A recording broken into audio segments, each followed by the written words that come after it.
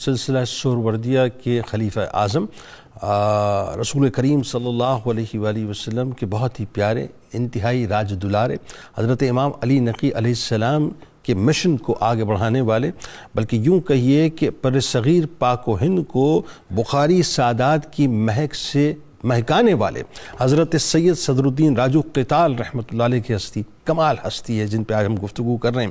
اور آئیے ذرا سلسلے کو وہیں سے جوڑ لیتے ہیں اور ڈاکٹر صاحب سے ذرا یہ پوچھتے ہیں کہ ڈاکٹر صاحب یہ جو آپ کے بارے میں خاص طور پہ جب ہم پڑھتے ہیں تو ایک بات بہت نکل کے اور نکھر کے سامنے آتی ہے کہ حضرت شیخ صدر الدین راجو قتال رحمۃ اللہ علیہ استغراقی کیفیات میں رہا کرتے تھے۔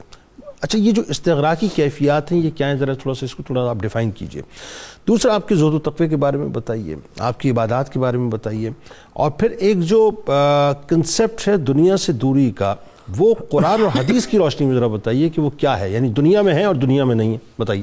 بسم اللہ الرحمن الرحیم۔ جنید بھائی، آپ کے سوال سے پہلے میں 2 جملوں میں ایک بات عرض کرنا چاہوں گا کہ یہ 7ویں، 8ویں، 9ویں ہجری جو ہے نا، یہ بخاریوں کی سہروردیوں کے عروج کا زمانہ تھا۔ واہ سر، عروج تو بخاریوں کا ہمیشہ ہی ہے اور ہمیشہ رہے گا۔ یہ وہ دور تھا کہ جس میں فیروز تغلق جب حضرت مخدوم صاحب رحمۃ اللہ علیہ کی سواری جاتی تھی نا، تو اس کی دھول جب تک نظر آتی تھی فیروز تغلق کو، وہ کھڑا رہتا تھا۔ اللہ اکبر، یعنی اتنی تعظیم، اتنی تعظیم۔ اور حضرت صدر الدین راجن قتال کو تو آپ فیروز تغلق سے کہتے تھے کہ کاکا فیروز چنگا ہیں، یعنی اس طرح آپ بات فرماتے تھے۔ ٹھیک ہے۔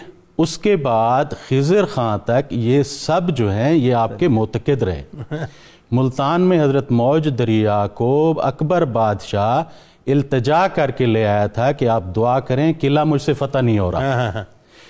اب جو آپ کی استغراقی کیفیت ہے، اس میں حضرت مخدوم صاحب رحمۃ اللہ علیہ کے وہ جملہ مبارکہ جو ہے کہ جو آپ نے انٹرو میں بھی فرمایا کہ بر زبان مبارک بھی راند، یعنی اکثر حضرت مخدوم جہانیہ یہ فرمایا کرتے تھے کہ حق تعالی مارا بخلق مشغول داشت، ہم کو تو اس نے مخلوق کے ساتھ مشغول رکھا ہے، مگر وہ شیخ راجو را باخود، اور شیخ راجو کو اپنے ساتھ اس نے مشغول رکھا ہے۔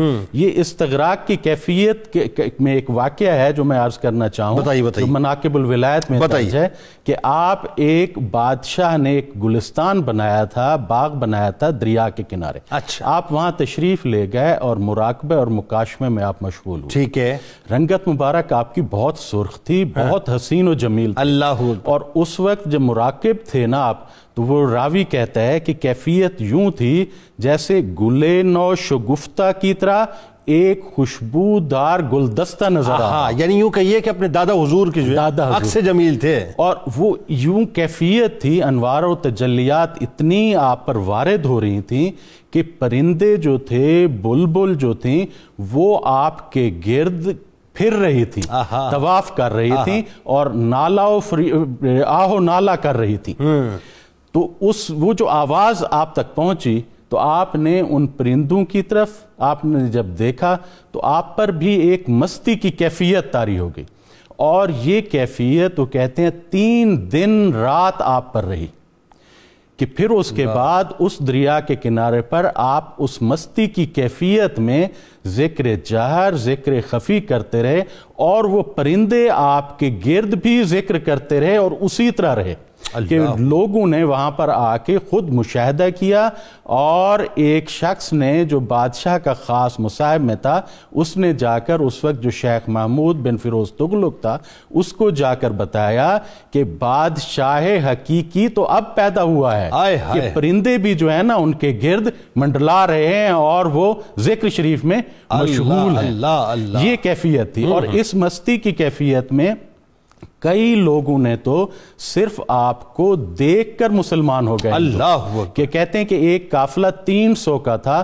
جنہوں نے تو صرف آپ کو دیکھا اور مسلمان ہوئے، اور کئی لوگ ایسے تھے جو آپ کی گفتگو مبارک سنتے اور مسلمان ہوتے۔ اللہ، ان میں ایک دین محمد اور اس کی پوری قوم وہ مسلمان ہوئی اور سہروردیہ سلسلے میں خلافت حاصل کی۔ جی۔ اور یہ کیفیت آپ کی جو سلسلہ سہروردیہ اور خاص طور طور پر پھر ان بخاری خاندان کا حضرت مختوم صاحب رحمۃ اللہ علیہ، حضرت راجن کتال رحمۃ اللہ علیہ کا یہ تھا قرآن و حدیث کی روشنی میں بھی کہ جو نماز تھی نا وہ آپ فرماتے تھے کہ لا صلاۃ الا بحضور القلب، حضور قلب کے بغیر تو نماز ہے ہی نہیں ہماری۔ بالکل ٹھیک کہ آپ ایک جگہ سفر میں تھے اور نماز کے لیے جب آپ تشریف لے گئے، امام صاحب نے جب تکبیر تحریمہ کہی، اللہ اکبر کہا، تو اس کے بعد وہ تو کہیں اور پہنچے ہوئے تھے، تو حضرت نے کشف سے معلوم کر لیا آپ نے علیحدہ نماز پڑھی۔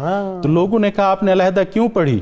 تو آپ نے اس کا راز فاش نہیں کیا، آپ نے فرمایا کہ میں مسافر تھا، جلدی تھی، اس وجہ سے میں نے نماز علیحدہ پڑھ لی۔ اللہ اور زہد کی یہ کیفیت تھی کہ بچپن میں ہی حضرت مختوم صاحب رحمۃ اللہ علیہ کو آ کر عرض کیا گیا کہ صاحبزادہ جو ہیں وہ دودھ نہیں پی رہے، آپ نے فرمایا رمضان شریف ہے، روزہ ہے، شام کو پیئیں گے۔ شام جب ہوئی پھر آ کے کہا گیا کہ حضرت وہ تو ابھی بھی دودھ نہیں پی رہے، آپ نے فرمایا یہ کتب وقت ہے، اکیلا دودھ نہیں پیے گا، اور گفتہ اللہ بود گرچہ از حلقوم عبداللہ بود۔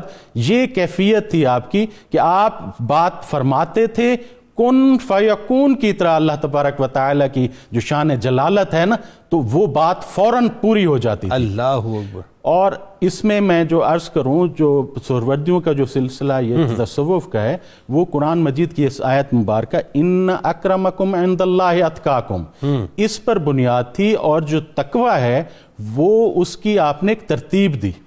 جب پہلا شخص آپ کے پاس آتا تو آپ اس کو فرماتے تھے کہ کفر اور بدعت سے پرہیز کرو، ٹھیک ہے، نماز کے لیے کھڑے ہو جاؤ۔ میں 2 سینٹنس میں مکمل کرنے کی کوشش کرتا ہوں، تو آپ نماز میں کھڑے ہو جاؤ۔ یہ تھی تقوی کی پہلی سٹیج شریعت کی۔ پھر اگر وہ کہتا ہے مجھے آگے چلنا ہے تو آپ فرماتے علم شریعت حاصل کرو، پھر حاصل کر کے عالم بن جاؤ، پھر اس پر عمل کرو۔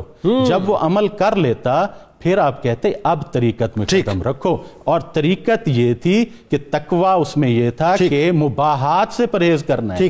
پھر جو اگلی سٹیج تقوی کی تھی وہ یہ تھی کہ اللہ کے ما سوا سے پرہیز کرو۔ اور آخری سینٹنس میں آپ کو یاد کروں کہ آپ فرماتے تھے جو حضور علیہ السلام سے کے فرمان سے ہٹ کر ہے وہ شریعت نہیں، ٹھیک، بالکل صحیح۔ جو آپ کے فعل مبارک سے ہٹ کے ہے وہ طریقت نہیں، جو آپ کے حال مبارک سے حضور کے ہٹ کے ہے وہ حقیقت نہیں۔ اللہ